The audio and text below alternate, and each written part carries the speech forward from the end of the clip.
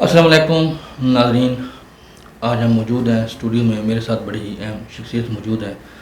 پاکستان مسلم league کاف ریاض کے صدر ہیں امتیاز احمد۔ آئیے ان سے گفتگو کرتے ہیں۔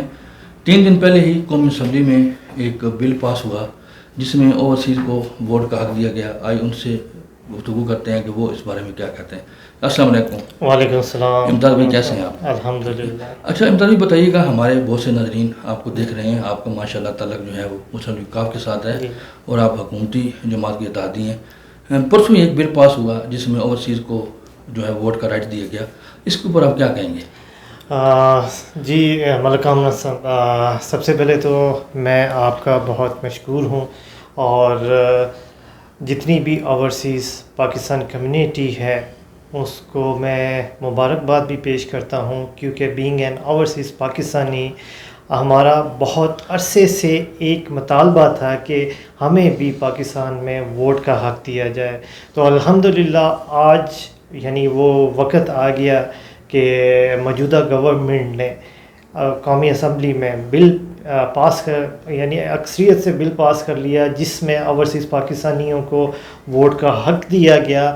ان کو اس دیکھیں، جو پاکستان کی اکانومی ہے وہ آپ اگر اس کو کیلکولیٹ کریں تو اوورسیز پاکستانی جو ہے پاکستان کی ترقی خوشحالی میں ان کا ایک بہت اہم کردار ہے۔ لیکن دوسری طرف جب نظر ڈالیں کہ بہت ساری یعنی ان کو محروم رکھا گیا، جو پچھلی گورنمنٹس آئیں ان کو ووٹ کا حق نہیں دیا گیا، ان کو وہ حق نہیں دیے گئے جس کے وہ حقدار تھے۔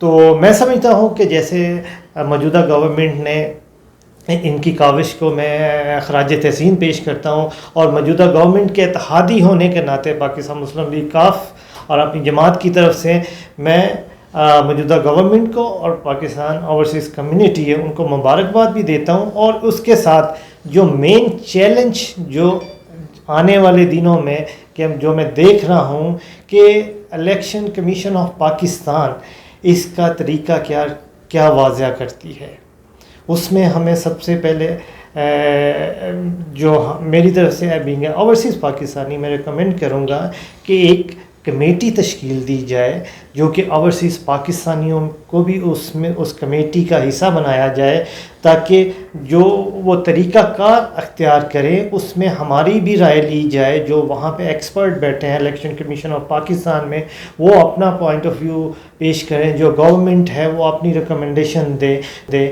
تو اس طرح مل کے ایک طریقہ واضح کیا جائے جس میں جو ہے اوورسیز پاکستانیوں کا جو ووٹ ہے اس کو میک شور کیا جائے کہ وہ رائٹ کینڈیڈیٹ تک پہنچے، کیونکہ یہ الیکٹرانک ووٹنگ ہوگی۔ الیکٹرانک ووٹنگ میں آپ کو پتہ ہے کہ بہت سارے مسئلے مسائل آ سکتے ہیں۔ تو آنے والے جو دن ہیں اس میں یہ ایک گورنمنٹ آف پاکستان کے لیے بھی، الیکشن کمیشن آف پاکستان کے لیے بھی ایک بڑا چیلنج ہوگا کہ اس کا کیا طریقہ کار وہ واضح کرتے ہیں۔ جی بہت شکریہ، آپ نے بڑا اچھا پوائنٹ ریز کیا کہ اوورسیز پاکستانیوں کو جو ہے باقاعدہ جو ہے نمائندگی دیں اور کمیٹی بنائیں تاکہ جو یہ پروسیس ہے وہ بڑے اچھے طریقے سے ہو۔ اچھا امتیاز بھائی تھوڑا یہ بتائیے گا کہ پہلے بھی بہت سی گورنمنٹس تھیں، اس سے پہلے بھی مسلم لیگ نون کی گورنمنٹ رہی ہے، پیپل پارٹی کی گورنمنٹ رہی ہے، لیکن انہوں نے کبھی بھی اوورسیز کے بارے میں نہیں سوچا۔ تو آپ اس بات کا کریڈٹ دیں گے پاکستان تحریک انصاف کو کہ پہلی دفعہ جو ہے اوورسیز کو انہوں نے نمائندگی دی ہے؟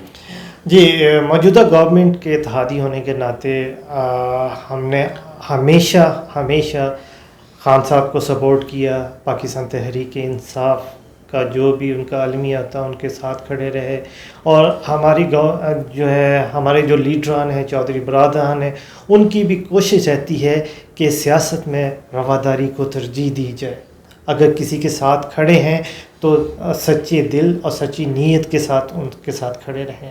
تو میں اپریشیٹ کرتا ہوں موجودہ جو گورنمنٹ ہے انہوں نے جو بل پیش کیا اور وہ پاس کیا، ہم ان کے اتحادی ہونے کے ناطے ان کو خراج تحسین پیش کرتے ہیں، اور امید کرتے ہیں کہ آئندہ بھی جیسے وہ پاس جو 2-3-4 سالوں میں وہ اتحادیوں کو ساتھ لے کر چلے ہیں، ہم امید کرتے ہیں کہ آئندہ بھی اپنے اتحادیوں کے ساتھ پاکستان تحریک انصاف جو ہے وہ مشاورت جاری رکھے گی، تاکہ پاکستان کے لیے جو پاکستان کی ترقی کے لیے بہتر ہے ان کاموں پہ توجہ دی جائے اور پاکستانی ترقی اور خوشحالی کے لیے جو پروجیکٹس ہیں وہ آگے لائے جائیں. جی ناظرین، یہ میرے ساتھ موجود تھے پاکستان مسلم لیگ وقاف کے پریزیڈنٹ امتیاز احمد. ان سے بڑی تفصیلی گفتگو ہوئی. بہت شکریہ امتیاز بھائی، آپ کو ہمارے اسٹوڈیو میں تشریف لائے اور بڑی اچھی گفتگو ہوئی. بہت شکریہ ملک احمد صاحب.